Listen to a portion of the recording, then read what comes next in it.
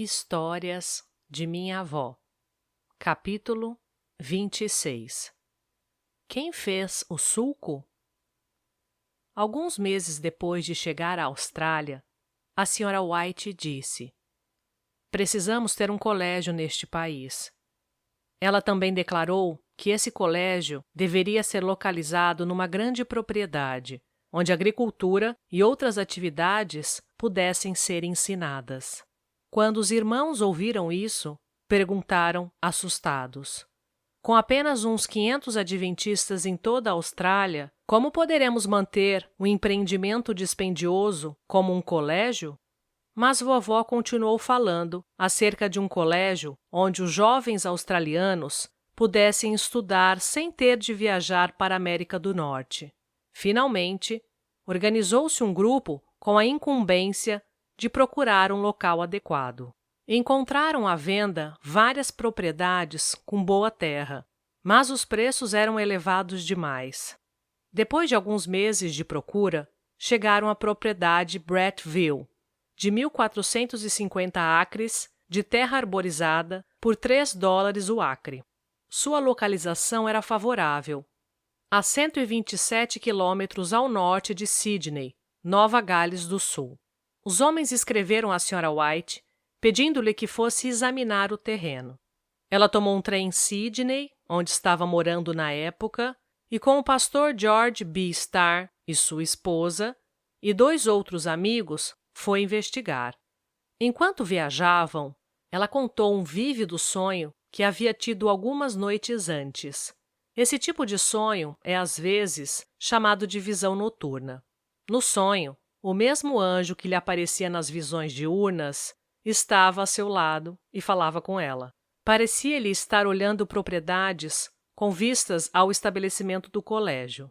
Ela encaminhava com os amigos, em meio a um bosque cerrado, quando chegaram a pequena clareira, em cujo centro ela viu um sulco, aberto recentemente por um arado. O sulco era pequeno, tinha uns 18 centímetros de profundidade por 1,80 m de comprimento. No sonho, enquanto observava o sulco, ela viu 2 homens que se aproximavam e começavam a examinar o solo. "Esta terra não é boa. O solo é desfavorável", disseram eles. Ela olhou para cima e viu um anjo em pé sobre o sulco. "Falsas testemunhas foram trazidas para falar contra a terra", disse o anjo. Ele então descreveu as várias camadas de terra e explicou a ciência do solo. Disse que a terra se adaptava ao cultivo de frutas e vegetais e produziria bem se fosse devidamente cultivada. E acrescentou: "O senhor é capaz de estender uma mesa no deserto." Os amigos que viajavam no trem com a Sra. White ficaram contentes ao ouvir o relato do sonho. Tiveram a certeza de que anjos de Deus os guiariam ao local certo para a escola. Depois de viajar por 2 horas e meia, desembarcaram numa pequena estação perto de uma aldeia de pescadores. Foram recebidos pelo pastor Daniels, pastor William White e vários outros obreiros da associação. Almoçaram juntos, entraram em 3 barcos a remo e foram ao Ribeirão Dora, que na realidade era um pequeno rio. Quando vinha a maré do oceano, a água ficava salgada por vários quilômetros, mas se tornava doce mais acima. Era difícil remar contra a correnteza, e os homens fizeram rodízio junto aos remos. A viagem foi agradável e o cenário interessante. Árvores e arbustos fechados cresciam às margens do rio, com algumas samambaias e flores silvestres. Aves cantavam nos galhos que se estendiam sobre a água. Algumas emitiam um som que parecia o toque de um sino. Em dado momento, os viajantes se assustaram com algo que parecia um grupo de meninos rindo.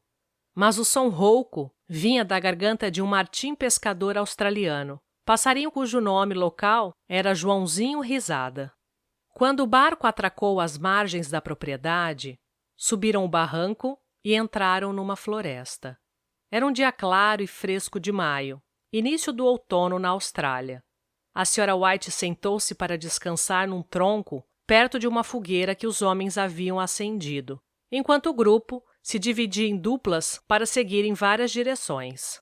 Após algum tempo, o casal Starr voltou, encantado com o que havia visto em sua caminhada pelo mato e com um ar fresquinho, carregado da fragrância dos eucaliptos. Sugeriram que a Sra. White os acompanhasse para dar uma olhada ao redor. Enquanto andavam pela densa floresta, chegaram a uma pequena clareira, em cujo centro havia um sulco feito recentemente. Media 18 centímetros de profundidade e 1,80 m de comprimento, exatamente como o que a Sra. White havia visto na visão da noite. Enquanto estavam ali parados, querendo saber como o sulco havia surgido, 2 membros do grupo de inspeção chegaram na direção oposta e se colocaram um em cada extremidade do sulco. Eles se curvaram, pegaram um pouco de terra nas mãos e começaram a examiná-la. Um deles disse: "Esta terra não é boa. O solo é desfavorável." As palavras exatas que a Sra. White havia ouvido no sonho. O outro homem observou: "É arenoso e parece ácido. Em minha avaliação, não produzirá nada." Depois perguntaram: "Como foi que apareceu este sulco aqui?" Estavam todos perplexos, querendo saber quem o teria feito e como. Não havia nenhum arado ou outro implemento agrícola à vista. Nenhum veículo havia transitado por ali, nem sinal de cascos de cavalos. O capim não havia sido achatado, e os arbustos não tinham sido perturbados. Ainda assim, ali estava aquele sulco aberto fazia pouco tempo. Aqueles que haviam vindo de trem com a Sra. White esperaram que ela contasse seu sonho aos homens, e ela o fez. Quando ouviram o que o anjo dissera, não tiveram mais nada a dizer. Creram que Deus conhecia mais a terra do que eles próprios. Ele havia enviado sua mensagem, segundo a qual a terra produziria frutas e vegetais, e isso resolvia a questão. Todos sentiram a convicção de que Deus os estava guiando para o local certo, destinado ao colégio. Os homens se espalharam de novo e a Sra. White retornou ao assento no tronco, perto da fogueira. Estava feliz, pois pensava no colégio que seria estabelecido ali e nas centenas de missionários que seriam preparados naquele lugar. Fizeram o trajeto de volta rio abaixo, à luz das estrelas. À noite, o grupo se reuniu numa cabana para discutir o assunto. Haviam solicitado que o perito em terras do governo visitasse o lugar. Seu relatório foi muito desfavorável. Em sua opinião, a terra era tão fraca que, se um coelhinho quisesse atravessar a propriedade, teria de levar uma lancheira junto. A comissão precisava agora decidir entre o relatório de um homem preparado cientificamente e as palavras do anjo. Conversaram por longo tempo. Discutiam ocasiões, em anos passados, em que Deus havia abençoado o seu povo de modo especial, porque lhe haviam seguido os conselhos. Agora ele lhes falara através de seu anjo e decidiram permitir que sua palavra encerrasse a questão. Votaram unanimemente estabelecer o colégio naquela propriedade. Alguns meses mais tarde, a União Australasiana aprovou essa decisão e lançou-se o projeto do colégio.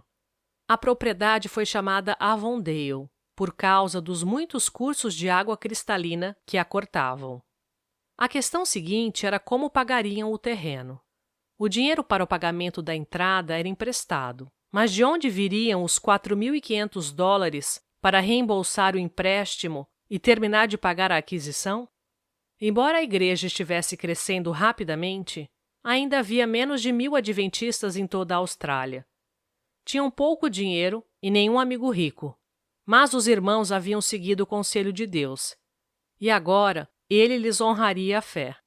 Por essa época, a Sra. Wessels, da África do Sul, sua filha Ana e o esposo de sua filha visitaram a nova propriedade. E Ana doou $5.000. Com esse dinheiro, terminaram de pagar a compra e ainda sobrou um pouco. Vovó White, posteriormente, tomou emprestado mais $5.000 da Sra. Wessels e entregou-os à escola para o início das construções. Um hotel velho e abandonado na Vila Curambong a curta distância da propriedade da nova escola, foi alugado como sede provisória, na qual teve início um curso noturno. Nesse mesmo prédio, moravam rapazes que tinham vindo trabalhar e obter crédito para as futuras despesas escolares, derrubando o mato para a plantação do pomar e da horta. À noite, assistiam às aulas. Como não havia tratores ou outros implementos agrícolas motorizados, era preciso escavar as raízes dos gigantescos eucaliptos com picaretas e pás e arar a terra com bois e cavalos. Compraram uma serraria para transformar as imensas árvores em madeira. Um segundo piso foi acrescentado à casa que abrigava a serraria, e os cultos sabáticos eram realizados ali. O curso noturno foi transferido do velho hotel para o sótão da serraria.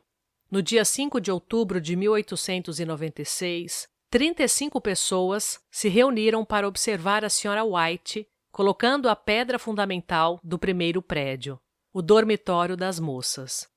Presenciei o acontecimento como adolescente e me lembro de que as perspectivas eram desanimadoras. Tão pouco dinheiro e tão poucas pessoas para empreender uma tarefa tão grande. Observando a expressão sóbria de alguns rostos, vovó disse: "Ânimo, meus filhos. Isto é uma ressurreição, não um funeral." As aulas começaram no dia 28 de abril de 1897, com 4 professores e 10 alunos. Dentro de um mês, outros alunos e professores chegaram e a escola cresceu rapidamente. Tão logo pôde ser usado o dormitório feminino, os cultos sabáticos e algumas aulas aconteciam no seu refeitório. No sótão da serraria foram colocados catres, com cortinas entre eles, e o lugar se tornou casa para alguns dos rapazes naquele primeiro ano. Deus abençoou a escola desde o início. Não houve um único caso de doença entre alunos e professores naquele primeiro inverno. E o que dizer da terra? Teria produzido como o anjo havia predito? Dentro de um período notavelmente curto após a plantação, o pomar começou a produzir deliciosas frutas. A horta da escola produziu verduras e melões em abundância. A comunidade escolar inteira prosperava. Um pé de milho doce trazido para dentro da nossa casa chegou quase à altura do teto. Cerca de um ano depois do início das aulas, a Austrália sofreu uma tremenda seca. O gado e as ovelhas morriam aos milhares. Um cavalo podia ser comprado por $1, equivalente a 25 centavos de dólar na época, e uma ovelha por meio shilling. Lembro-me de como minha irmã e eu implorávamos que nosso pai comprasse um pônei, mas morávamos muito longe dos mercados para tornar possível essa aquisição. Foi um verão abrasador, com os termômetros registrando a temperatura de 42 graus dentro de casa. Miraculosamente, a seca poupou a propriedade do colégio. Um jornal de Sydney, comentando a triste situação do país em geral, mencionou que a única exceção era a propriedade da escola Avondale, comparando-a com um oásis no deserto. Isso aconteceu há muito tempo. Agora, todos os anos, no primeiro dia letivo, os novos alunos percorrem um campus artisticamente arranjado, contemplando os sólidos prédios, onde poderão estudar artes e ciências, ou adquirir habilidades e aprender ofícios úteis enquanto trabalham para custear as despesas com os estudos. São conduzidos pela Fábrica de Alimentos Saudáveis, uma próspera indústria que vende seus produtos em todos os pontos da Austrália. O prédio da fábrica está localizado às margens do Ribeirão Dora, perto do atracadouro dos barcos. Retomando ao campus, passam por um pequeno monumento de pedras perto do auditório musical. Nesse monumento, leem a inscrição que conta a história do sulco e são lembrados de como Deus enviou um anjo do céu para oferecer ajuda especial a fim de que se encontrasse o lugar certo para o Colégio Missionário Australasiano, hoje chamado Avondale College.